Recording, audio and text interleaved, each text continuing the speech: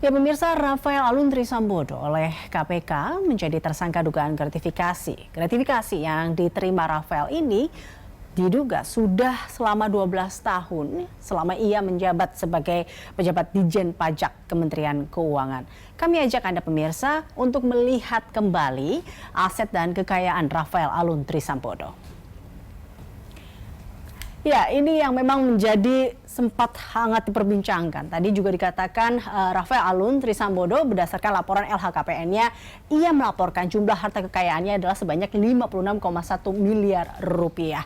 Dari mana sebenarnya kalau kita lihat ini yang tadi menjadi pertanyaan 56,1 miliar rupiah. Tapi sebenarnya apa saja sih aset-aset dari 56,1 miliar rupiah ini yang dilaporkan Rafael Alun Trisambodo ini dalam LHKPN? Kita lihat aset-asetnya. Ini dia harta Rafael Alun yang terdaftar di LHKPN. Salah satunya adalah terkait dengan tanah dan bangunan yang jumlahnya 51,9 miliar rupiah. Lalu kemudian ada transportasi 425 juta rupiah. Lalu ada harta bergerak lainnya yang sebesar 420 juta rupiah. Masih ada harta Rafael Alun yang berikutnya yang kita juga masuk dalam laporan LHKPN selain 3 aset tadi. Ada surat berharga yang besarannya juga 1,5 miliar rupiah serta ada kas sebesar 1,3 miliar dan harta lainnya yang kemudian semuanya ditotal menjadi 56,1 miliar rupiah. Ini adalah harta Rafael Alun yang terdaftar di LHKPN yang tadi dikatakan dengan totalnya adalah 56,1 miliar rupiah. Namun kemudian yang banyak sekali diperbincangkan adalah harta-harta yang kemudian muncul di media sosial. Yang dikatakan bahwa harta ini tidak dilaporkan dalam LHKPN Rafael Alun Trisambodo. Kita lihat apa saja. Ini adalah mobil yang digunakan oleh Mario Dandi yang sempat ramai di media sosial. Yaitu adalah Jeep Wrangler Rubicon tahun 2013 dengan mesin 3.600 cc V6 di mana kisaran harganya sekitar 1,75 miliar rupiah. Selain Rubicon, kita juga sempat melihat ramai juga di media sosial. Ini ada Harley Davidson, ini seri Glide yang kisaran harganya juga di atas 1 miliar yaitu sekitar 1,16 miliar rupiah. Ada satu lagi kendaraan yang juga dikatakan ini diduga tidak termasuk dalam daftar LHKPN yang dilaporkan oleh Rafael Alun Trisambodo, yaitu adalah motor Trump di mana kisaran harganya antara 275 juta sampai dengan 475 juta rupiah. Selain aset ini, selain aset kendaraan tadi ada Rubicon, ada Harley Davidson, ada motor Trump tadi, Rafael Alun juga memiliki sejumlah aset properti atau rumah di sini. Ini adalah salah satu rumah yang berada di Yogyakarta. Lokasinya di Timoho, di mana luas tanahnya adalah 2.000 meter persegi. Rumah ini merupakan salah satu aset Rafael dengan nama juga tercatat aset ini atas nama Rafael Alun. Apakah rumah ini termasuk tadi salah satu warisan atau hibah dari keluarga? Mungkin nanti akan menjadi salah satu pertimbangan ataupun penyelidikan lebih lanjut. Kemudian kita juga melihat selain rumah di Yogyakarta, Rafael Alun dan keluarga memiliki rumah lainnya di Sulawesi Utara, di Manado tepatnya. Rumah ini atau aset ini tercatat atas nama sang istri, yaitu adalah Ernie Meike Torondek. Rumah ini luas tanahnya adalah 513 meter persegi dengan luas bangunan adalah 150 meter persegi. Dan selain itu memang Rene dikabarkan juga melakukan ada salah satu bisnis properti di Manado atau salah satu dikatakan mungkin properti real estate yang berada di Sulawesi juga. Tak mau kalah tentunya, Rafael sudah, kemudian sang istri sudah, Ernie, Mario pun memiliki salah satu asetnya di sini. Ya, ini adalah kos mewah milik Mario Dandi. Kos mewah yang berlokasi di Kebayoran Baru ini, pemirsa, Jakarta Selatan, yang tentunya dilihat di sini adalah bangunan 2 lantai dengan 10 unit kamar.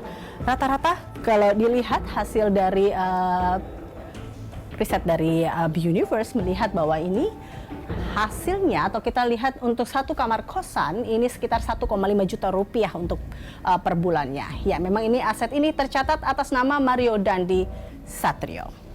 Kita lanjut pemirsa. Kita lihat di sini kemudian harta-harta Rafael Alun. Kita tahu kemarin dikabarkan sumber dari LHKPN ini adalah pergerakan harta Rafael Alun Trisambodo yang dilaporkan dari 2011 sampai dengan 2021. Ada 2 tahun di mana Rafael Alun Trisambodo tidak melaporkan LHKPN ya, di mana di tahun 2012 dan di tahun 2014. Pergerakannya memang merangkak naik bila kita lihat di grafik ini. Di 2014 atau di 2013 ke 2015 di sini ada yang hilang memang. Di sini ada di 2014 kemudian dari 21,4 miliar rupiah sampai dengan 35,2 miliar rupiah, artinya ada kenaikan sekitar 14 kurang lebih 13 sampai dengan 14 miliar rupiah di 2014 ini menuju dari 2013 menuju 2015. Kita lihat ini, lalu kemudian setiap tahunnya naik kurang lebih 1 sampai 3 miliar rupiah setiap tahunnya. Ini adalah harta Rafael Alun, pergerakannya dari 2011 sampai dengan 2021. Di mana terakhir dikabarkan total aset yang dilaporkan Rafael Alun sebesar 56,1 miliar rupiah. Selanjutnya pemirsa, kita akan kembali melihat terkait dengan berapa kemudian gaji Rafael.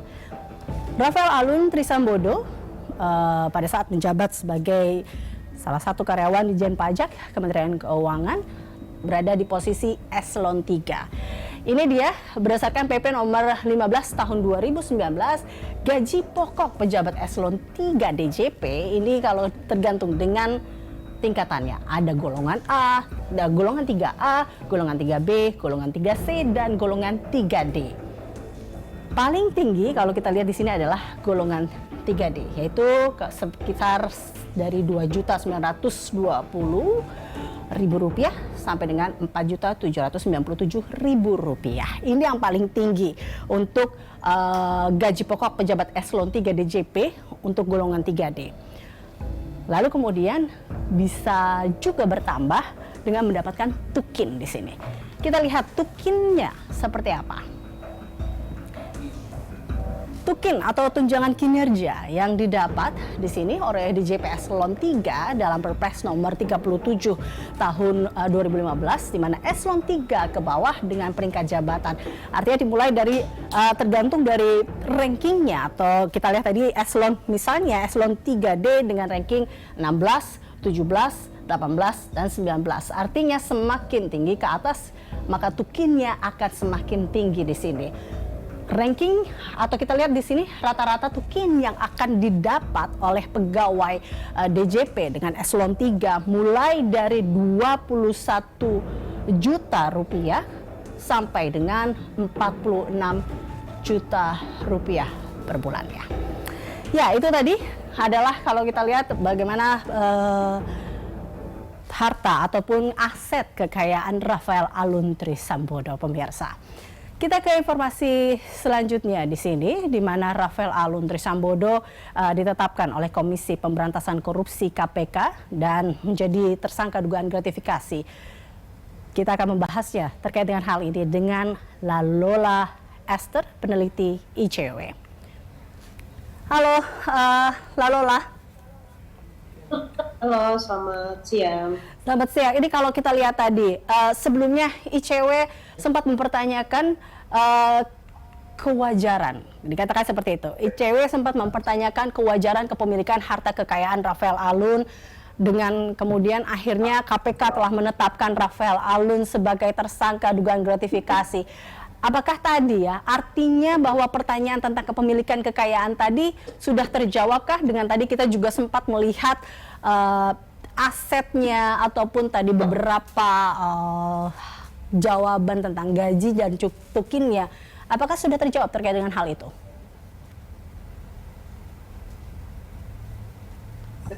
Ya, poinnya kan sebetulnya bukan hanya pada pada pasal apa yang kemudian dikenakan kepada Rafael Alun. Tentu kita perlu apresiasi bahwa kemudian sudah ada kejelasan gitu ya status dari yang bersangkutan, karena beberapa waktu belakang itu rasanya belum banyak percontohan di mana sebuah kasus itu kemudian sudah blow up duluan sebelum ada penetapan tersangka gitu ya. Nah, tapi yang perlu dipastikan kemudian adalah apakah memang aset itu nantinya berhasil dirampas gitu, aset-aset yang diduga berasal dari kejahatan tersebut. Nah, pasal gratifikasi itu memang pasal yang harusnya bisa diutilisasi ya oleh penyidik KPK karena memang dia cakupannya cukup luas gitu. Beberapa ahli pernah menyebutkan bahwa itu pasal yang memiliki semangat illicit enrichment gitu ya, artinya karena sekarang kita belum punya peraturan yang mengatur soal norma peningkatan harta kekayaan secara tidak sah. Pasal gratifikasi itu ada yang menganggap itu pasal jembatan gitu. Jadi kalau misalnya nanti penyidik bisa memaksimalisasi penggunaan itu ditambah dengan TPPU-nya, dan ini yang juga tidak bisa dilupakan karena undang-undang TPPU sendiri khususnya di pasal 67 itu punya kekuatan untuk merampas aset-aset yang diduga berasal dari kejahatan tadi. Jadi prasyaratnya apa? Prasyaratnya penyidik meminta kepada pengadilan setempat, ya. Jadi itu dulu yang diprioritaskan untuk dilakukan karena aset itu kan dia mudah berpindah tangan, gitu ya. Mungkin tidak secara fisik, tapi alirannya bisa. Yang saya ketahui kan PPATK juga sempat membekukan untuk sementara waktu rekening yang bersangkutan, dan itu ada jangka waktunya. Jangka waktunya secara total itu ada 20 hari. Ya, jadi lewat dari 20 hari itu tentu itu sudah jadi tanggung jawabnya penyidik untuk memastikan, apalagi sekarang sudah jelas bahwa ada dugaan gratifikasi yang mana itu diatur dalam Undang-Undang Tipikor, itu penyidik harus gerak cepat gitu untuk menindaklanjuti apa yang sudah dilakukan oleh PPATK. Baik, terkait gratifikasi ini, Lalola, gratifikasi yang diterima Rafael ini kan dikatakan diduga sudah selama 12 tahun. Kalau kita hitung sejak 2011 hingga 2023 ini, mungkin pertanyaan yang muncul pertama kali oleh masyarakat, kok bisa selama itu? Bagaimana bisa selama itu? Pengawasannya gimana? Kemudian itu yang akan menjadi pertanyaannya. Kalau Anda melihatnya seperti apa, Lalola, dengan panjangnya 12 tahun ini? Jadi memang yang menjadi tantangan itu kan karena di Indonesia sendiri kita belum punya aturan soal illicit enrichment tadi ya, peningkatan harta kekayaan tidak sah. Peristiwa itu belum bisa dipidanakan. Padahal itu memang sudah diatur dalam Konvensi PBB anti korupsi yang mana Indonesia menjadi salah satu negara yang sudah meratifikasi. Tapi hukum positif kita itu belum mengakomodasi hal tersebut. Sehingga tentu perlu dicari pendekatan yang paling mirip ya dengan illicit enrichment tersebut. Jadi itulah juga kenapa baru setelah 12 tahun ini terungkap gitu. Dan harus diingat juga pengungkapannya itu bukan karena ingin mengungkap soal harta kekayaan. Betul. Gitu. Ini pengungkapan berangkat dari penganiayaan yang dilakukan oleh anaknya Rafael. Jatuhnya kayak ketidaksengajaan seperti itu, akhirnya malah terbongkar. Seperti itu, Lalola.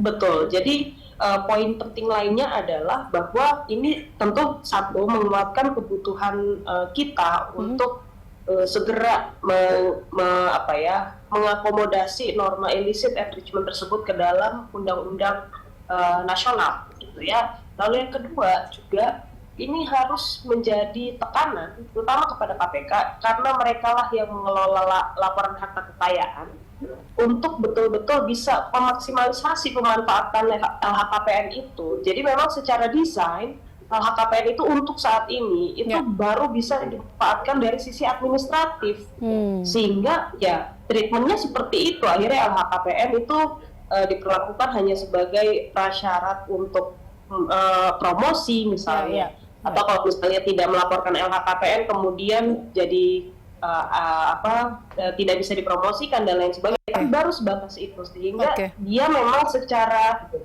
dasar hukum nggak kuat untuk dijadikan pertimbangan untuk menindak gitu, bukan pertimbangan utama bahwa kemudian informasi di dalamnya itu bisa digunakan untuk penelusuran lebih lanjut, tentu itu kita dorong gitu. Tapi bahwa ada gap atau ketidakwajaran itu sendiri tidak bisa berdiri sendiri gitu. Itu bukan sebuah perbuatan pidana menurut hukum positif kita. Lalat, tadi Anda katakan penyidik harus bergerak cepat di sini.